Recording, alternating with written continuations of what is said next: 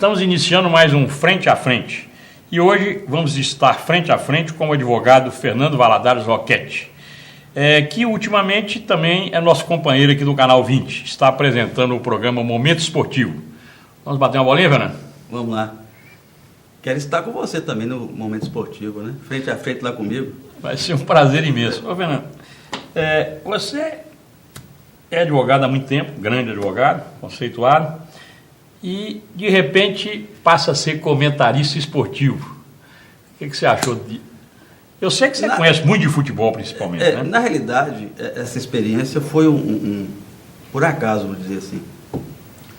O Roberto, ele precisava de fazer uma entrevista aqui no Canal 20, no programa de informativo, parece. Ele necessitava de alguém que falasse sobre o esporte internacional. E aí ele ficou sabendo, através do meu filho, que eu gostava dessa área. Ele me telefonou e perguntou se poderia fazer essa entrevista na minha casa. E a Cida Santana estava na cidade, grande jornalista, conhecedora profunda de futebol. Mulher do nosso amigo Luiz Ribeiro. E aí ela foi em casa e nós fizemos essa entrevista. Roberto gostou da entrevista e, posteriormente, ele começou com o programa Momento Esportivo e chamou a Cida para iniciar esse programa. E ela me convidou para fazer aqui um bate-papo no programa. E eu acabei vindo várias vezes e ficou eu e a Cida. Por uma questão, acho que de tempo dela, ela não pôde continuar no programa e eu fiquei. E ele pediu para eu ficar no programa. E eu fiquei no programa até hoje. E está aí, uma questão de coincidência, talvez, da vida, né? Mas o esporte é uma coisa que eu gosto. Olha, você gosta de esporte, mas você já foi esportista? Tentei, ou continua assim? Esse é o problema. Eu sei que peteca você já jogou, que nós já jogamos juntos, né? Joguei muito tempo com você, inclusive. O esporte, em geral, eu gosto, sou apaixonado pelo esporte, não só pelo futebol, pelo vôlei, pelo basquete, pela natação, a Fórmula 1, o boxe, né? O vale tudo, eu gosto de todos os tipos de esporte.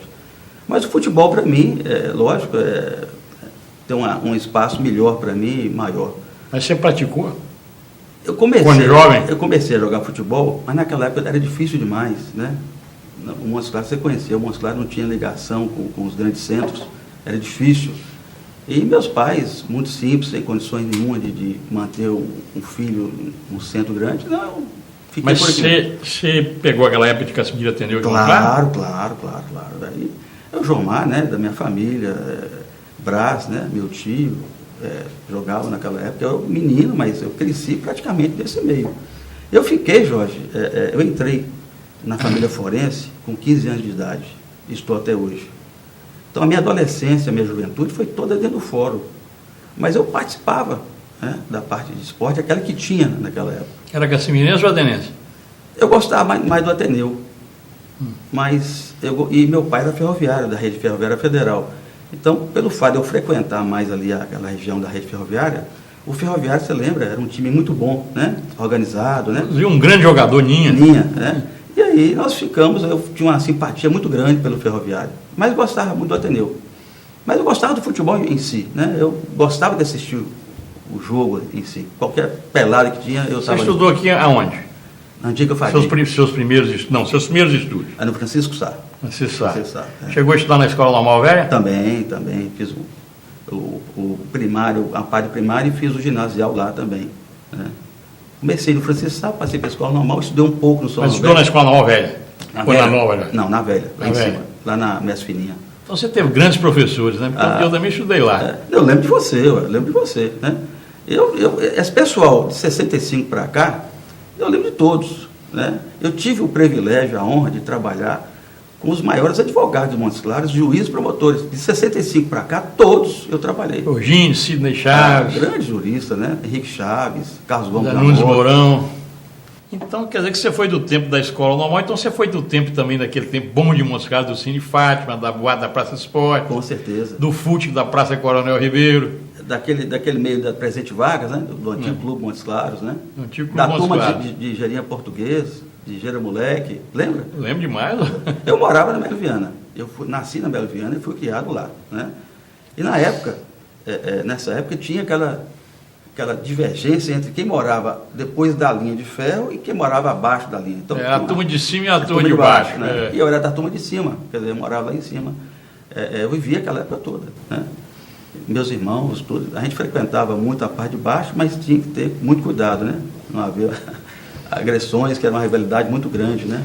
Mas era uma rivalidade, mas naquele tempo os caras ajudavam muito pacata, né? Muito diferente, né? De hoje. Muito. Meu amigo, meu companheiro de jornalismo, Paulo Narciso, ele mesmo fala que Montes Claros de hoje não se compara com a Montes Claros de antes, né? São duas épocas parece saudosismo, né? Mas realmente aquela Montes Claros era muito interessante. A gente tem que entender isso de forma assim, ó, são duas épocas distintas, né? Fazer uma comparação eu acho muito problemático fazer. A gente vivia numa situação onde o pão da padaria ele é entregue em casa e colocado na janela das residências, lá de fora. Pensa bem isso hoje. Então, era totalmente diferente o conceito, né? Então, hoje é diferente, você não pode pensar em comparar aquela época com a de hoje, né? Naquele tempo nós tínhamos uma boate que funcionava aos domingos, 10 horas da manhã, né? Pensa bem hoje. Não tem condição. Completamente impossível, né? Impossível. A situação era outra, né? A gente vivia bem mais tranquilo, né? Não tinha droga, né? Se existia, era mínima. Eu não vi falar de droga na minha época de infância e juventude. Vim conhecer a droga depois do que 25 anos, que ela começou a penetrar em Montes Claros. Mas era... Na época da minha adolescência também, que foi mais ou menos meus tempos da sua, não tinha droga. É muito pouco, né? Você ia falar assim, não tinha televisão, para começar, né? A televisão não divulgava isso, o que eu acho errado, né? Essa divulgação desses tráficos, dessas apreensões monstruosas que fazem e jogam na televisão. Isso é terrivelmente ruim, porque você vê lá uma apreensão de uma droga avaliada em tantos milhões de reais. Isso para quem está desempregado ali, procurando uma situação de desespero, acha aquele valor, eu vou mexer com isso, está muito fácil e tal. Então, eu acho que não deveria divulgar isso, essas apreensões, entendeu? Esses tráficos, combater sem divulgar, para facilitar. Hoje em Montes Claros, eu sei que trabalha nessa área do direito, nos fóruns, o maior problema hoje em Montes Claros é a droga, né? É só. Se acabar com a droga, acabam os nossos problemas, né? Eu digo sempre que é um fato, a droga hoje no mundo, ela envolve todo o problema mundial, a droga está no meio. A corrupção, tudo envolve a droga, né? É um mal que tem que ser cortado, não sei como, mas tem que ser combatido, porque nós estamos caminhando para uma situação quase que praticamente aí que você não consegue segurar, porque...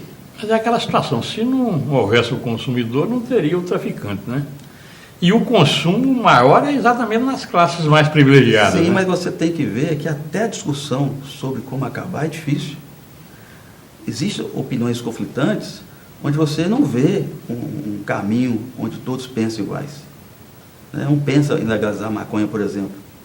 Muita gente boa, de importância no cenário brasileiro, está aí tentando legalizar a maconha.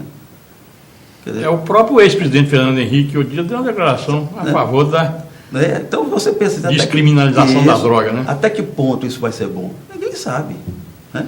Ninguém sabe. Então é difícil. Eu acho que é um problema terrivelmente ruim para a situação hoje. Tá? Nós estamos caminhando para uma coisa irreversível. Eles estão dominando o mundo e nós estamos em braços cruzados sem fazer nada. O que fazem hoje é muito pouco em relação ao crescimento deles. Vocês viram, a gente viu na reportagem esses dias, eles estão transportando droga agora em submarino.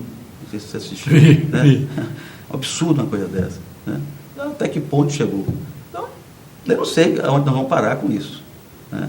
A nossa polícia fica inerte, porque não tem a condição, né? Recebe mal para combater, corre risco de vida, não tem o mesmo armamento que o traficante tem. Então é difícil. Tem que parar todo mundo, sentar e fazer um projeto, né? Como seria esse combate mundialmente. Porque não adianta combater no Brasil e deixar a Colômbia fabricar milhões de toneladas de cocaína por ano e distribuir no mundo. Né? Então, tem que ir lá no foco da coisa para tentar acabar.